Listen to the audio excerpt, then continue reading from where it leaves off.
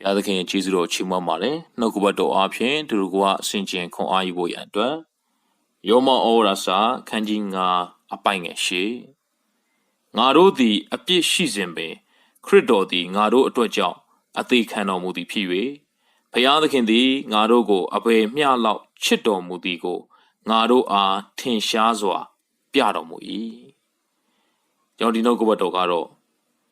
့ကျွန်တော်တို့ကိုဘုရားသခင်ဘယ်လောက်ချစ်လဲဆိုတဲ့အရာကိုဖော်ပြပါတယ်။ဘုရားသခင်ကလောကီလူသားအားလုံးကိုချစ်တဲ့ဘုရားဖြစ်ပါတယ်။အရှင်တန်မခွဲပါဘူး။ဘာသာမခွဲပါဘူး။လူမျိုးမခွဲပါဘူး။ဘုရားကလူတိုင်းကိုချစ်တယ်။ဒါကြောင့်မို့တဲ့ကျွန်တော်တို့ကောင်းလို့ခရစ်တော်ကလက်ဝါးကတိုင်မှာအသေးခံတာမဟုတ်ဘူးတဲ့။ကျွန်တော်တို့အပြစ်ရှိစဉ်ပင်ခရစ်တော်ဒီလက်ဝါးကတိုင်မှာအသေးခံတယ်။ကျွန်တော်အပြစ်ရှိနေတဲ့အချိန်မှာပင်လေဘုရားကကျွန်တော်တို့ကိုချစ်တယ်။အပြစ်ကိုချစ်တဲ့ဘုရားတော်မဟုတ်ပါဘူး။အပြစ်သားကိုချစ်တဲ့ဘုရားဖြစ်တယ်။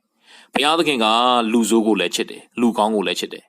ဘာသာရေးသမားကိုလည်းချစ်တယ်ဘာသာတရားမလိုက်လျှောက်တဲ့သူကိုလည်းဘုရားကချစ်ပါတယ်အဲ့ဒီလိုချစ်တဲ့အခါမှာဘုရားသခင်က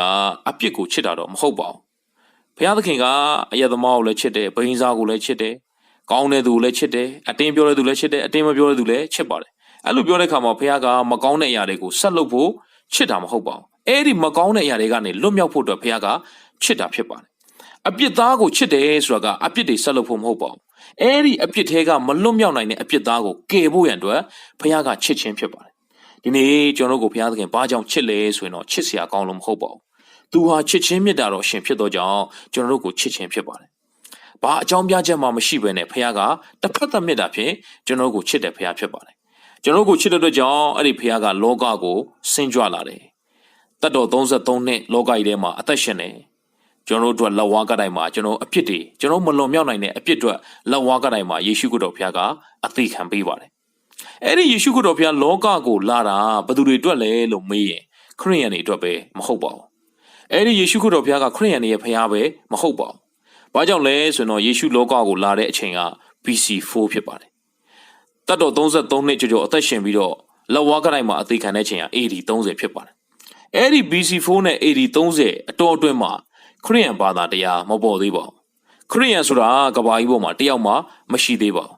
ဒါကြောင့်မို့ယေရှုခရစ်တော်ဘုရားလောကကိုလာတာခရစ်ယာန်တွေအတွက်ပဲဆိုရင်မှားပါတယ်ခရစ်ယာန်တွေအတွက်ပဲမဟုတ်ပါဘူးယေရှုကဘာသာမခွဲပါဘူးလူမျိုးမခွဲပါဘူးအဆင့်တန်းမခွဲပါဘူးလူသားအားလုံးကိုချစ်တဲ့ဘုရားဖြစ်ပါတယ်လူသားအားလုံးကိုကယ်ဖို့ရန်အတွက်လောကကိုကြွလာတဲ့ဘုရားဖြစ်ပါတယ်အပြစ်ထဲကနေကိုမကယ်တင်နိုင်တဲ့လူသားတွေအတွက်ယေရှုခရစ်တော်ဘုရားသည်လောကကိုကြွလာပြီးတော့လူသားအားလုံးရဲ့မလွန်မြောက်နိုင်တဲ့အဲဒီအကုသို့အပြစ်ကြွေးတွေလောဘဒေါသမောဟတွေအတွက်လက်ဝါးကတိုင်းမှာယေရှုခရစ်တော်ဘုရားကအသေးခံပေးခြင်းအပြင်အဲဒီအပြစ်တွေကိုဆက်ပေးခဲ့ပါတယ်ကျွန်တော်တို့ရဲ့အပြစ်တွေအားလုံးကိုဖယ်ရှားပစ်ခဲ့ပါတယ်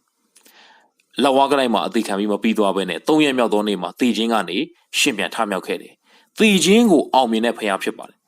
်တည်ခြင်းကိုအောင်တယ်ဆိုတဲ့အဓိပ္ပာယ်ကတော့တည်ပြီးပြန်ရှင်တာလောက်ကိုပြောတာမဟုတ်ပါဘူးလောကမှာတချို့တည်ပြီးပြန်ရှင်တဲ့သူတွေရှိပါတယ်ဒါပေမဲ့ပြန်သေကိုသေရပါတယ်ဘလောက်ပဲစီးဝါးတွေမှီဝဲပါစေပညာရှိဖြစ်ပါစေဘလောက်ပဲချမ်းသာပါစေဘလောက်ပဲအာဏာတွေရှိပါစေတနေ့သေကိုသေရတာဖြစ်ပါတယ်တချို့ဖြစ်ရဆန်းတွေမှာတည်ပြီးပြန်ရှင်တဲ့သူတွေရှိပါတယ်ဒါပေမဲ့ပြန်သေကိုသေရပါတယ်တည်ခြင်းကို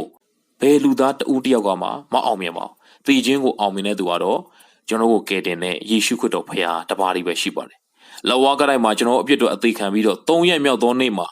ရှင်ပြန်ထမြောက်တယ်။တောက်ကြနေ့မှာအသေးခံတယ်။စနေတနင်္ဂနွေနေ့မှာရှင်ပြန်ထမြောက်ပြီးတော့ပြန်မသေးပါဘူး။တပည့်တော်တွေနဲ့ရက်ပေါင်း40အသက်ရှင်ပြီးတော့ကောင်းကင်ကိုအရှင်လက်တက်ကြွသွားတယ်။အဲဒီယေရှုခရစ်တော်ဘုရားကသူပါပြောလဲဆိုတော့ငါ့ကိုယုံကြည်သောသူသည်သေလွန်တော်လဲအသက်ရှင်လိမ့်မည်လို့ဖော်ပြပါတယ်။သင်သင်ရဲ့အပြစ်တွေယေရှုလက်ဝါးကတိုင်းမှာဆက်ပြီးသွားပြီဆိုတဲ့အရာကိုယုံရင်အပြစ်ကနေလွတ်ပြီ။အဲဒီယေရှုခရစ်တော်ဘုရားကသင်ရဲ့အပြစ်တွေလက်ဝါးကတိုင်းမှာအသေးခံပြီးတော့3ရက်မြောက်သောနေ့မှာတည်ခြင်းကနေရှင်ပြန်ထမြောက်တဲ့ဖခင်ဆိုတော့သင်ယုံရင်သင်ကတမလွန်မှာတည်ခြင်းကိုအောင်မြင်ပြီးတော့ငရဲသွားစရာမလိုတော့ဘူးအဲ့ဒီသခင်ရှုခရစ်တော်ဘုရားပြင်ဆင်ထားတဲ့ထာဝရဒုက္ခချမ်းသာကိုဝင်စားမှာဖြစ်ပါတယ်ဒါကြောင့်မို့ချစ်တော်ရောက်စီတိုင်းကျွန်တော်တို့အပြစ်ရှိစဉ်ပင်ခရစ်တော်သည်ကျွန်တော်တို့အတွက်လက်ဝါးကတိုင်းမှာအသေးခံတဲ့ဖခင်ဖြစ်ပါတယ်ကျွန်တော်တို့ကိုအင်မတန်ချစ်တဲ့ဖခင်ဖြစ်ပါတယ်အဲ့ဒီဖခင်ကခရစ်ယာန်တွေအတွက်လောကကိုလာတာမဟုတ်ပါဘူးခရစ်ယာန်ဘာသာတရားတည်ထောင်ဖို့လည်းလောကကိုလာတာမဟုတ်ပါဘူးအဲ့ဒီယေရှုကိုယုံတဲ့သူတွေကိုသာနောက်ပိုင်းမှာခရစ်ယာန်ဆိုပြီးတော့ခေါ်ကြခြင်းဖြစ်ပါတယ်အဲ့ဒီယေရှုခရစ်တော်ဘုရားကဘာသာနဲ့ဆိုင်တဲ့ဖခင်မဟုတ်ပါဘူးလူမျိုးနဲ့ဆိုင်တဲ့ဖခင်မဟုတ်ပါဘူး အဲ့ဒီယေရှုခရစ်တော်ဘုရားကလူတိုင်းနဲ့ဆိုင်တဲ့ဘုရားဖြစ်ပါတယ်သင်နဲ့လည်းဆိုင်တယ်အဲ့ဒီယေရှုခရစ်တော်ဘုရားကသင်အပြစ်တော့လက်ဝါးကတိုင်းမှာဆက်ပေးပြီးသွားပြီယုံတဲ့သူတွေလည်းပါတယ်မယုံတဲ့သူတွေလည်းပါတယ်သင်ယုံရင်လည်းယေရှုကသင်တို့လက်ဝါးကတိုင်းမှာအသေးခံပေးပြီးသွားပြီသင်အပြစ်တွေကိုဖယ်ရှားပစ်ပြီးသွားပြီမယုံရင်လည်းသင်အပြစ်တွေအတွက်ယေရှုခရစ်တော်ဘုရားကဖယ်ရှားပစ်သွားပြီဖြစ်ပါတယ်တို့ရတွင်ယုံကြည်တဲ့သူပဲအဲ့ဒီယေရှုခရစ်တော်ဘုရားလှုပ်ပေးတဲ့အကျိုးကျေးဇူးကိုခံစားမှာဖြစ်ပါတယ်ဒါကြောင့်မို့သခင်ယေရှုခရစ်တော်ဘုရားကဘာပြောလဲဆိုတော့ရှင်ယောဟန်ခရစ်ဝင်အခန်းကြီး6အပိုင်ငယ်48မှာငါအမှန်ကန်ဆိုသည်ကငါကိုယုံကြည်သောသူသည်ထာဝရအသက်ကိုရ၏ချစ်တော်ညီကိုယ်တော်ရောက်စီတိုင်းသခင်ယေရှုခရစ်တော်ဘုရားကပြောပါတယ်ငါကိုယုံကြည်သောသူသည်ထာဝရအသက်ကိုရ၏သင်ဟာသင်ရဲ့အပြစ်တွေအတွက်အသေးခံပေးသွားတဲ့ယေရှုကိုယုံမယ်သုံးရမြောက်သောနေ့မှာရှင်မြတ်ထမြောက်တဲ့သေခြင်းကိုအောင်မြင်တဲ့ဖခင်ကျွန်တော်တို့ကိုအဲ့ဒီအောင်မြင်ခြင်းကိုပြီးခဲ့တဲ့ဖခင်ဆိုတော့ကိုသင်ယုံမယ်ဆိုရင်တော့သင်ကထာဝရအသက်ကိုရမှာဖြစ်ပါတယ်တမလို့မှာသင်အပင်ငယ်သွားစရာမလိုတော့ဘူးထာဝရဒုက္ခချမ်းသာကိုဝင်စားမှာဖြစ်ပါတယ်ချစ်တော်ညီကောင်တော်ရောက်စီတိုင်းဘာသာတရားအားလုံးကကောင်းပါတယ်ကောင်းတာလုပ်ဖို့သွန်သင်ပါတယ်မကောင်းတာကိုရှောင်ဖို့သွန်သင်ပါတယ်ဒါကြောင့်ဘာသာတရားအားလုံးချုပ်လိုက်ရင်နှစ်ချက်ပဲထွက်ပါတယ်ကောင်းတာကိုလုပ်ပါမကောင်းတာကိုရှောင်ပါဘာသာတရားကကောင်းတော်ညာလဲလူကမကောင်းလူကကောင်းတာကိုသိတယ်မလုပ်နိုင်ဘူးမကောင်းတာကိုလည်းသိတယ်မရှောင်နိုင်ဘူးဒါကြောင့်မို့လူကအကုသိုလ်တွေအပြစ်တွေနဲ့ပြည့်နေပါတယ်